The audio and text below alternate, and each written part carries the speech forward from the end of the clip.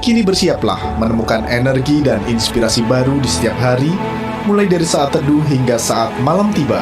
Semua masalah dan tantangan yang kita alami dalam hidup kita, hadapi sebagai pahlawan yang gagah perkasa pakai kuasa Allah, dan balikkan situasi kegagalan menjadi kemenangan.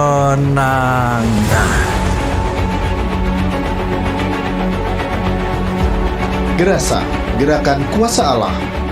Program acara yang boleh menyentuh hati kita, membawa kita semakin dalam akan perkenalan firman Tuhan dan kasih Bapa.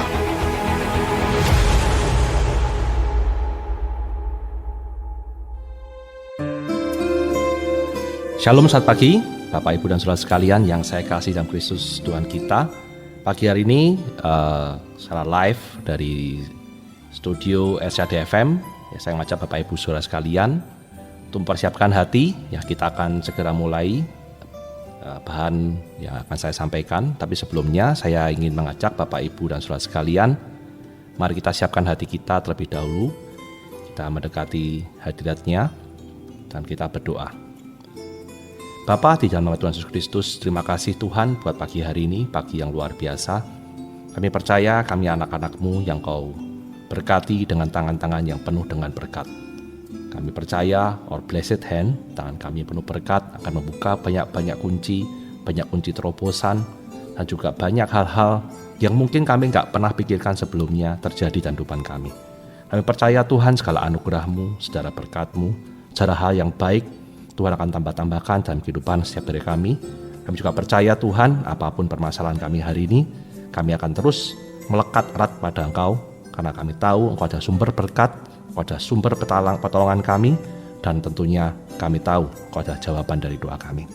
Dan kami berdoa yang satu nama Tuhan Yesus Kristus, kami doa syukur, semua percaya katakan amin.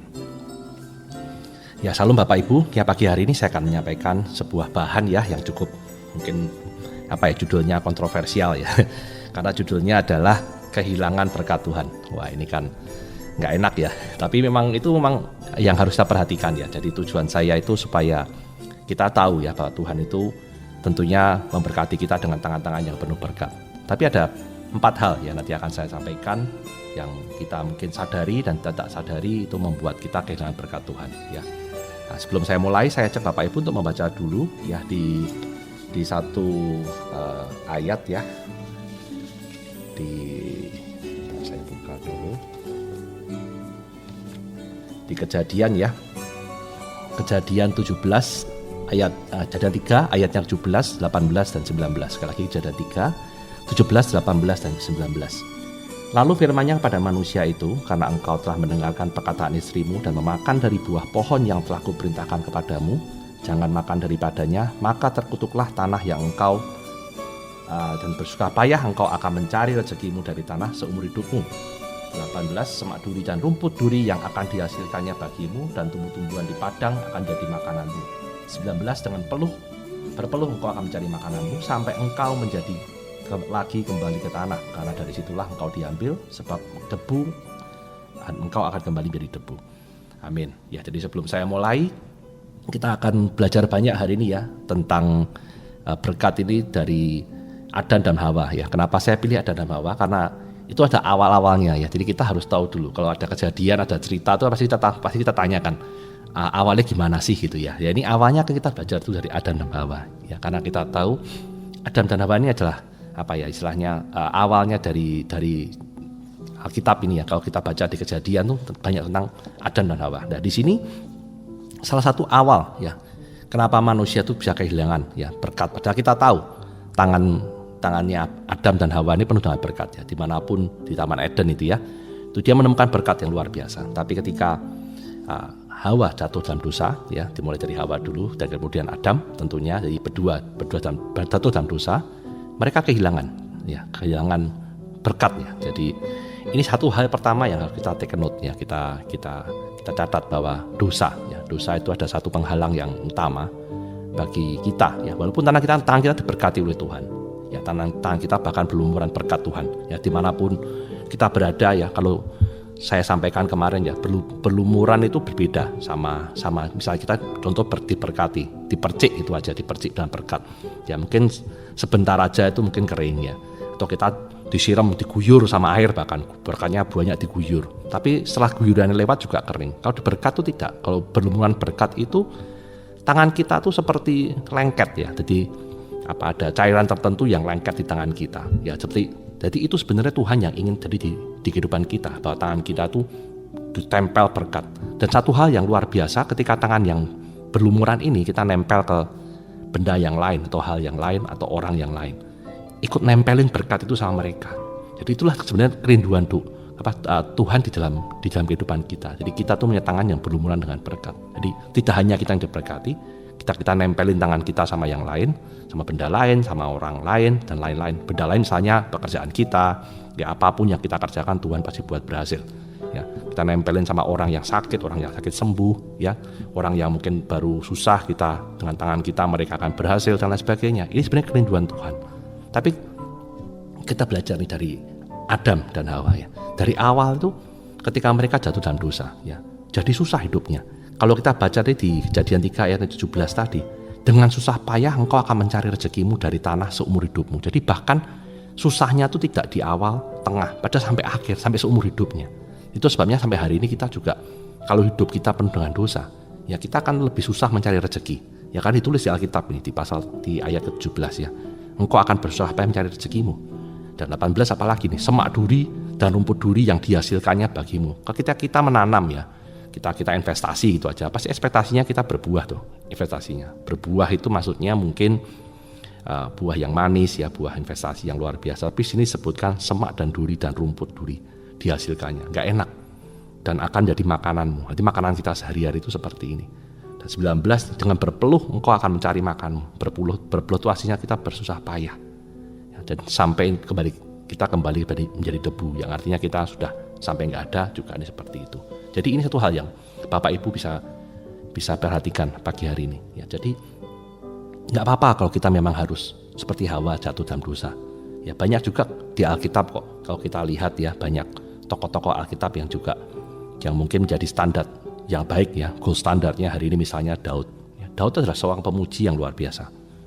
Bahkan hari ini kita memuji ya, standarnya selalu Daud. Why? Ya karena dia mempunyai hati yang benar-benar 100% untuk Tuhan. Walaupun pada awalnya kalau kita baca kisah Daud, tidak selalu Daud itu mulus ya. Ada kalanya dia juga harus dihadapkan sama tantangan-tantangan tertentu, dan bahkan dia harus jatuh dalam dosa yang luar biasa ya. Saya rasa Bapak Ibu dan Saudara sekalian yang mendengarkan bahan hari ini ya, saya yakin gak ada yang mungkin lebih jahat dari Daud ini ya. Kejahatan Daud luar biasa. Tapi satu hal yang Daud lakukan, dia bertobat. Dan dia sungguh-sungguh bertobat. Itu yang saya akan ajak Bapak Ibu dan Saudara sekalian. That's a good news. Ya, dalam perjanjian lama ya, itu waktu orang jatuh dalam dosa, dia berdoa untuk minta ampun sama Tuhan. Kita hari ini hidup di perjanjian baru. Kita tahu ya bedanya perjanjian lama dan perjanjian baru tentunya ya. Di perjanjian baru kita ada Tuhan Yesus yang sudah dikirimkan untuk menebus segala dosa kita. Nah, ini yang satu titik poin penting dalam hidup kita. Kita cuma butuh minta ampun. Let's follow Jesus. Pagi hari ini yuk saya ajak Bapak Ibu untuk ambil komitmen. Kita kembali ke jalannya Tuhan. Kita mulai kembali nikmati segala kasih karunia-Nya. Tinggalkan dosa kita. Ya, nomor 2, kenapa kita sampai kehilangan berkat? Nah ini juga saya kembali lagi saya ajak untuk membaca kisah di Adam dan Hawa ya. Yaitu karena itu tipu muslihat iblis ya. Tapi sebelum itu saya ajak buka dulu di Yohanes 10 ayatnya ke-10. Pencuri datang hanya untuk mencuri dan membunuh dan membinasakan. Aku datang hanya besar yaitu Tuhan Yesus supaya mereka mempunyai hidup dan mempunyainya dalam segala kelimpahan. Wah ini luar biasa. Jadi tipu muslihat iblis ini ya, kalau digambarkan di Alkitab ya, bahkan sampai di perjanjian baru ya, iblis itu digambarkan sebagai pencuri. Dan kita tahu ya, pencuri itu datang tuh hanya untuk apa? Mencuri tentunya, namanya juga profesinya mencuri ya Bapak Ibu ya. Dan bahkan membunuh dan membinasakan. Apa yang dicuri? Kelimpahan kita. Nah, ini harus Bapak Ibu mungkin camkan hari ini ya. Jadi ada bad news, tadi kita sampaikan beberapa bad news ya. Itu ada good news juga. Jadi kalau Bapak Ibu pagi hari ini merasa mungkin, wah hidupku tuh cobaannya kok banyak banget ya. kok serangannya banyak misalnya gitu bahasanya ya. Itu berarti tandanya apa? Lah kalau pencuri itu datang terus, berarti artinya satu yang mungkin Bapak Ibu bisa simpulkan di benak kita hari ini. Berarti saya tuh orang yang kaya orang yang punya. Ya kalau enggak ngapain pencuri ribet-ribet datang ke Bapak Ibu terus. Mencoba terus, kenapa? Karena apa? Bapak Ibu punya. Jadi kalau pencuri itu datang untuk mengambil sukacita Bapak Ibu, artinya Bapak Ibu punya sukacita yang luar biasa. Kalau pencuri itu datang untuk mengambil kesehatan Bapak Ibu, artinya Bapak Ibu sudah sehat, penyakitnya sudah sembuh. Kalau Bapak Ibu diserang di bagian keuangan saat ini, mungkin banyak hal-hal yang menjadi kita susah untuk hidup, financially kita difficult, susah sekali. Artinya apa? Tuhan sudah sediakan solusi buat kita. Tapi memang iblis ini mau mencuri berkatnya, sehingga janji Allah itu tidak terjadi dalam kehidupan kita. Berkatnya nggak terjadi.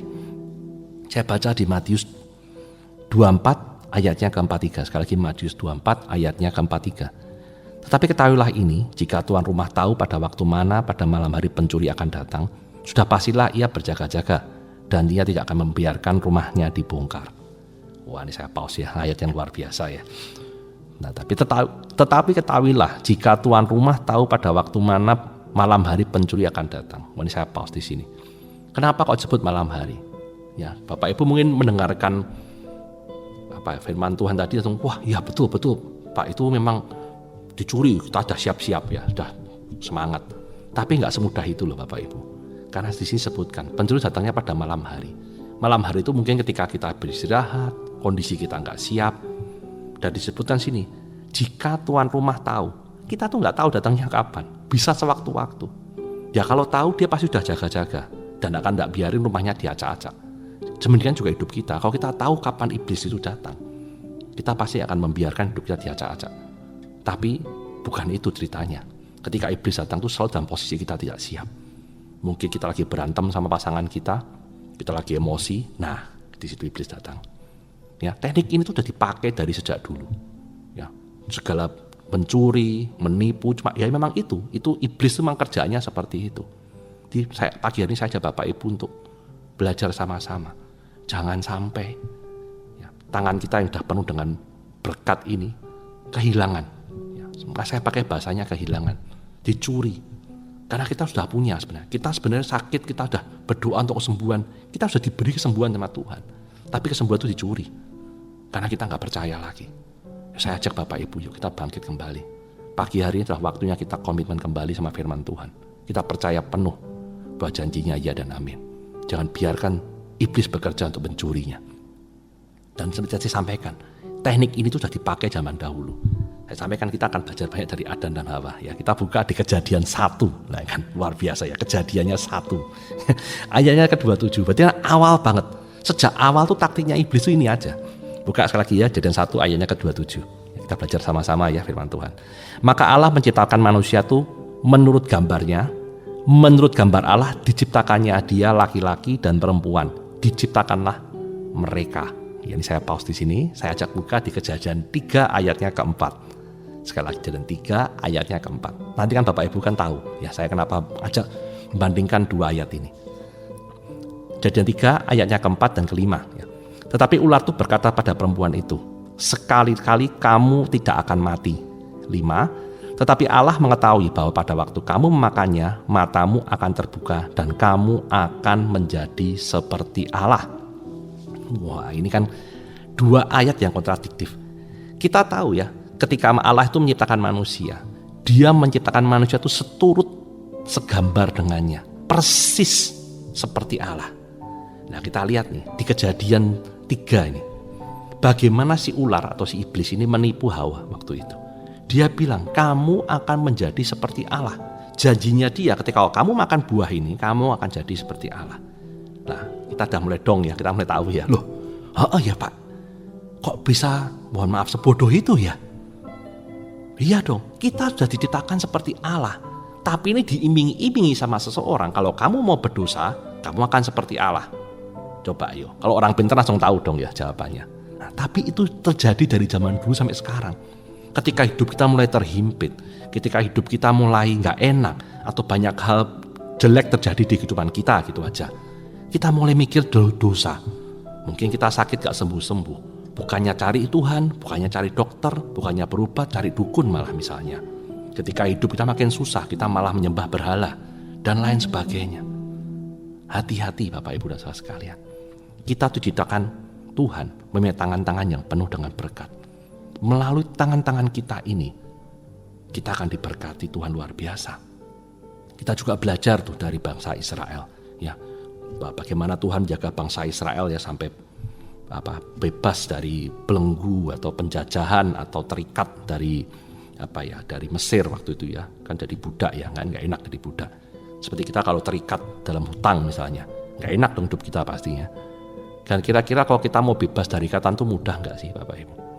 Pasti nggak mudah. Dipikir Mesir gampang tuh lepasin Israel waktu itu. Firaunnya tiba lepasin aja, itu kan nggak mungkin. Dosanya gimana biar nggak terlepas dari jeratan ini. Tuhan membebaskan, menjaga dia selama 40 tahun di gurun pasir dengan mana ya, walaupun kadang-kadang protes ya, makanannya kok roti aja nggak pernah daging misalnya, sampai dikirimin burung puyuh, Tuhan turun tangan ya, kirimin daging langsung ya. Tapi ada satu titik ketika bangsa ini masuk ke tanah Kanaan, tiba-tiba bangsa ini nggak dapat berkat dari Tuhan. Nah ini kan langsung di sini langsung iblis bekerja langsung kan, seperti biasa dia nyoba nipu nih bangsa Israel. Dan saya yakin masih ada yang ketipu seperti biasa. Ya, di sini bangsa Israel marah-marah sama Tuhan. Kenapa? Mananya stop. Nah, padahal kan kita tahu, ya. Di situ malah ketika sampai di Kanaan itu Tuhan ingin bangsa ini tuh berjuang dengan tangannya sendiri. Karena Tuhan tahu tangan-tangan bangsa Israel inilah yang penuh dengan berkat. Ya, jadi kita baca di Yosua 5 ayatnya ke-12 dulu ya, biar kita tahu ceritanya. Sekali lagi Yosua 5 ayatnya ke-12. Lalu berhentilah mana itu pada keesokan harinya setelah mereka makan hasil dari negeri itu, orang Israel tidak beroleh mana lagi. Ya, ini saya post di sini ya, penting banget. Jadi benar, setelah kejadian dia masuk ke Kanaan, berhenti ini berkat Tuhan. Seolah-olah loh ya. Nah, tapi kita lanjutkan. Tetapi dalam tahun itu mereka makan makanan yang dihasilkan dari tanah Kanaan. Amin. Luar biasa kan? Jadi ketika berkat stop, bukan Tuhan membunuh bangsa Israel, tapi Tuhan menggunakan tangan bangsa Israel itu memberkati untuk mereka sendiri. Bahkan mereka itu apapun yang mereka tanam di tanah itu, mereka nikmati hasilnya. Mereka makan dari makanan yang dihasilkan dari tanah Kanaan itu. Luar biasa kan Bapak Ibu. Jadi seolah-olah ketika kita tuh hidupnya juga susah. Ketika apa yang kita kerjakan tuh susah. Kok dulu lebih mudah, kok ini, kok itu, dan lain-lain. Kita jangan mau ditipu sama iblis. Kalau ini kerjaan dia. Ya, kayak aja buka satu ayat lagi. Ya ini penting banget juga. Di Yosua 18 ayatnya kedua. Yosua 18 ayatnya yang kedua. Pada waktu itu masih tinggal 7 suku di antara bangsa Israel yang belum mendapatkan bagian pusaka milik mereka. 3. Sebab itu berkatalah Yosua kepada bangsa Israel, berapa lama lagi kamu bermalas-malasan sehingga tidak pergi menduduki negeri yang telah kuberikan kepadamu oleh Tuhan Allah nenek moyangmu. Wah ini kan luar biasa. Jadi ceritanya itu kan bangsa Israel perang ya, dan akhirnya menang ya. Sudah dikasih tanah yang besar misalnya seperti itu. Kita tahu bangsa Israel itu ada 12 suku. Dan sebenarnya sini 7 suku yang masih belum dapat bagian. Saya yakin mereka ketika belum dapat bagian atau belum dapat berkat, kira-kira 7 suku ini nyalain Tuhan. Kenapa yang sana udah dapat duluan kok kita belum? Ya, kan seperti itu kita hari ini. Ketika kita melihat ya, samping kanan kiri kita mungkin penuh dengan berkat, tapi kok hidup kita kok gak diberkati, kita pasti nyalain Tuhan kok. Dan ini Yosua jawab loh, berapa lama lagi kamu pada malas-malasan? Jadi malah sebenarnya itu dia nyalain, kamu tuh malas gitu loh. Kamu tuh gak ngapa-ngapa, lah kan sudah menang, tinggal diduduki, tinggal diambil. Seperti kita hari ini, kita gak sembuh-sembuh. Bukan Tuhan gak kasih kesembuhan, Tuhan sudah sediakan kesembuhannya di atas kayu salib. Segala kutuk sudah dipatahkan, segala penyakit sudah disembuhkan oleh bilur-bilur Kristus. Yuk kita mau percaya gak hari ini? Ini yang kita diselimurkan oleh si iblis, ditipu. Kita jangan mau. Kita langsung seperti bangsa Israel 7 tadi, langsung gerak. Oh iya benar juga ya. Kita tinggal milih aja, kita tinggal ambil aja kemenangan. Karena kemenangan itu sudah disediakan untuk kita. Luar biasa Bapak Ibu ya. Kita saat ini belajar banyak pagi hari ini ya. Karena mudah sekali nih iblis istilahnya mengambil apa yang menjadi sukacita kita. Yang kedua adalah ya sebabnya kenapa bisa kita kehilangan berkat Tuhan adalah karena diri kita sendiri. Ya, ini yang sering terjadi di kehidupan kita. Yang pertama adalah karena kita tuh kurang sabar. Ya, jadi bukan berarti kita tuh nggak beriman, tapi kita tuh nggak beriman sampai akhir. Ya, misalnya gini, Bapak Ibu sudah mengalami sebuah doa yang nggak dijawab-jawab. Ya, bahkan kita merasa Tuhan nggak dengar sama sekali doa kita. Apakah kita akan terus berdoa? Bahkan kalau kita sudah berkata profetik, bahkan ke tetangga kita, ke sekitar kita, teruskah kita terus masih berani berkata profetik? Saya tantang Bapak Ibu hari ini, yuk kita terus berani, kita terus beriman sama Kristus. Yang berikutnya adalah tidak siap untuk menerima kemenangan. Ini sebabnya dari diri kita sendiri. Ya, kita tuh nggak siap menerima kemenangan, karena kita tahu ya untuk memenangkan sebuah pertempuran kita butuh peperangan. Dong, kalau nggak ada peperangan, gimana kita bisa menang? Nggak menang sama siapa? Bener nggak? Tuhan sediakan pertempuran ini tuh untuk kita menangkan. Sudah pasti kita tuh menang. Nah, pertempuran yang besar, kemenangannya akan besar. Amin. Ya, jadi semakin besar kemenangan yang akan kita peroleh, pertempurannya tuh besar. Ayo, siap nggak tuh? Ya, dan tentunya dibutuhkan kapasitas iman yang lebih besar pula. Ya, saya ajak Bapak Ibu merenungkan pesan Tuhan pagi hari ini. Ya, yang berikutnya adalah dari diri kita, kenapa ini kita tidak mau terlibat dalam rencana Tuhan.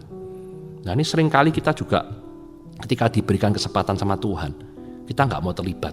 Kita milih safe mode lah, yang aman-aman aja gitu ya.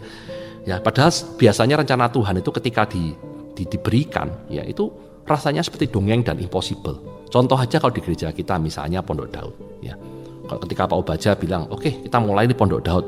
Gimana Pak? Oke, siap-siap. Itu dibilangin 24 jam. Langsung langsung banyak komentar, mana mungkin Pak ya. 24 jam nanti siapa tuh yang memuji 24 jam, apa ya kuat ya, apa yang doa 24 jam, yang hadir apa ya ada, dan lain sebagainya. Itu ngomong dulu ya. Nah, jangan ngomong sekarang, udah kejadian. Ya, gereja PIK juga sama di Jakarta. Ketika Pak Jo memulai proyek itu juga tengahnya langsung pandemi. Nggak masuk akal, nggak bisa. Tapi kalau Tuhan sudah bekerja, kalau Tuhan sudah berkeinginan, ayo, ya kita terlibat di dalamnya. Yang saat ini yang baru ngetren, yang baru kita sering bicarakan hampir di setiap ibadah apa Bapak Ibu? KACT. Ya, ketika disebutkan KACT, Pak Obaja bilang KACT, pasti wah 20 hektar Pak, bangunnya berapa itu Pak harganya, dan lain sebagainya. Kan sekarang ya, kita ngomong ntar. Nanti pasti Tuhan nyatakan kebesarannya. Tuhan pasti cukupkan, dan pasti tempat itu menjadi tempat kesukaannya Tuhan, di mana Roh Kudus benar-benar bergerak di tempat itu, dan tempat itu akan menyelamatkan banyak jiwa. Ya Bapak Ibu mau terlibat nggak? Saat ini saya ajak Bapak Ibu merenungkan firman Tuhan ini. Ya, dan yang keempat dan terakhir, kenapa sebabnya kita bisa kehilangan berkat dari tangan kita adalah kita kurang hikmat. Ya, ini di sini saya mau garis bawahi ya, bahwa sebenarnya orang yang kurang hikmat itu, kalau dalam bahasa saya itu kasihan ya. Karena orang tuh nggak ngerti sebenarnya. Jadi ya nggak salah dia, sebenarnya dia nggak salah. Ya, tapi dia benar-benar nggak ngerti isi hatinya Tuhan. Ya, dan saya percaya orang berhikmat itu melebihi orang yang pandai sekalipun. Ya, jadi orang yang pandai itu kalahnya sama orang yang berhikmat. Ya, orang berhikmat tuh ciri-cirinya ya selalu positive thinking ya. Bahwa kadang-kadang kalau orang yang nggak berhikmat tuh ada apa dikit langsung negative thinking, langsung mikir, wah ini kalau bahasa Jawanya padune seperti itu. Ya alasannya kayak seperti ini, ada udang di balik batu dan lain-lain. Jadi kita harus tahu kalau semakin kita tuh mengenal pribadi Yesus, semakin kita mengenal pribadi Tuhan, ya sang sumber berkat itu, kita akan mengerti lagi isi hatinya. Jadi pikiran kita tuh tidak negatif thinking, alah Tuhan padunya seperti ini, alah seperti itu dan lain-lain. Ya seperti halnya yang contoh yang sering saya pakai, ya itu misalnya kita doa, misalnya contoh aja kita doa minta meja dan kursi. Kan ya nggak mungkin ya Tuhan kirimin meja kursi dari langit jatuh ke bawah, kena kepala kita malah sakit ya. Kadang-kadang Tuhan tuh ngasih sebuah pandangan di mata kita gitu, sebuah pohon, ya itu ada pohon di depanmu itu, 2-3 pohon. Tiap pagi kita ngeliat itu terus. Kalau orang nggak berhikmat, dia nggak ngerti maksud Tuhan ini apa. Tuhan cuma nyalain, aku minta meja dan kursi, kok nggak pernah kirimin toko langit, gitu ya, kok malah jatuh dari langit. Jatuh kena kepalamu yang sakit teman dia. Tapi Tuhan ngasih lihat visi tuh sebuah rema Tuhan tuh loh, ada pohon tuh. Kan pohon bisa mbok potong, bisa dijadikan kursi sama meja. Yuk dipotong, gerak tanganmu, mau dipakai Tuhan. Nah manusia gimana? Kadang kalau nggak beriman dia nggak tahu, dia nggak gerak. Nah makanya sekarang kalau memang mau menjadikan visi kita atau impian kita itu terjadi, yuk mau belajar mengerti isiannya Tuhan. Ketika dikasihkan rema sama Tuhan, kita siap bergerak. wujudkan apa yang jadi janji Tuhan di hidup kita. Ya. Jadi ini ada suatu pesan Tuhan yang luar biasa, dan akan saya tutup dengan satu ayat ya dari Mazmur 1 ayatnya kedua. Mazmur sapi yang kesukaannya ialah Taurat Tuhan dan merenungkannya Taurat itu siang dan malam. Dan 3, ia seperti pohon yang ditanam di tepi aliran air yang menghasilkan buah pada musimnya dan yang tidak layu daunnya, dan apa saja yang dia perbuat berhasil. Inilah kerinduan hati Tuhan di dalam setiap kehidupan kita. Tuhan ingin kita itu berhasil. Caranya apa? Yuk kita mempunyai hubungan pribadi yang dekat dengan Tuhan. Kita mempunyai hikmat dari Tuhan, dan hidup kita pasti akan penuh dengan berkat dan ketepatan ilahi. Ya, saya akan tutup dengan doa. Saya ajak Bapak Ibu sekalian untuk mengangkat tangan. Ya, kita siapkan hati kita dan sama-sama kita akan berdoa. Kita benar-benar minta karunia Tuhan supaya tangan kita benar-benar penuh dengan berkat dan kita penuh dengan hikmat ilahi. Hari ini kita berdoa. Bapa di dalam nama Tuhan Yesus Kristus, terima kasih Tuhan buat segala firman-Mu yang telah disampaikan. Kami percaya saat ini Tuhan, dari setiap hati yang diketuk sudah dibuka, dan setiap hati yang terbuka oleh firman Tuhan, maka dia akan dipuaskan dengan hikmat-Mu Tuhan. Kami akan berani melangkah dalam firman-Mu Tuhan, karena kami tahu pada setiap firman-Mu ada janji-Mu yang ya dan amin. Dan kami percaya Tuhan, pagi hari ini Tuhan, dari setiap firman yang dibagikan tidak akan kembali dengan sia-sia. Dan kami percaya Tuhan, selama firman dibagikan Tuhan, kuasa-Mu sudah bekerja, banyak keluarga dipulihkan, banyak penyakit sudah disembuhkan, dan kami juga menerima terobosan-terobosan dalam pekerjaan kami, kebebasan finansial Tuhan, bebas dari hutang Tuhan. Kami juga percaya Tuhan, banyak hubungan orang tua juga dipulihkan. Saat kami percaya Tuhan, dalam karunia-Mu Tuhan, akan banyak kesaksian yang disaksikan dari hari ini Tuhan, apa yang kami dengar hari ini Tuhan. Kami juga berdoa secara khusus buat bangsa kami, bangsa Indonesia. Tuhan berkati pemimpin-pemimpin kami, sehingga bangsa ini menjadi bangsa yang menjadi bangsa yang menjadi kesukaan-Mu, penuh dengan kemuliaan-Mu Tuhan. Dalam nama Tuhan Yesus Kristus, hamba berdoa, dan kami ucap syukur, semua percaya katakan, amin.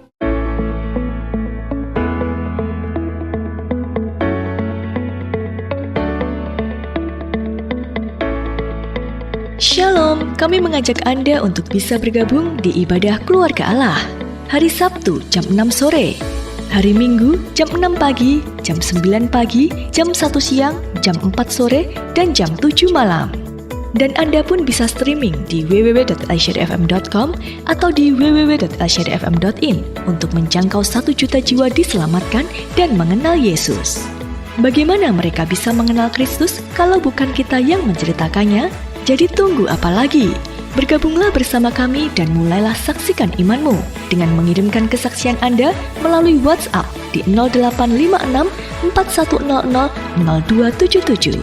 Mari kita dukung pekerjaan Tuhan dengan menabur di ladang Tuhan di radio melalui rekening BCA atas nama PT Radio Rema El Shaddai. Nomor rekening 392 036 7100.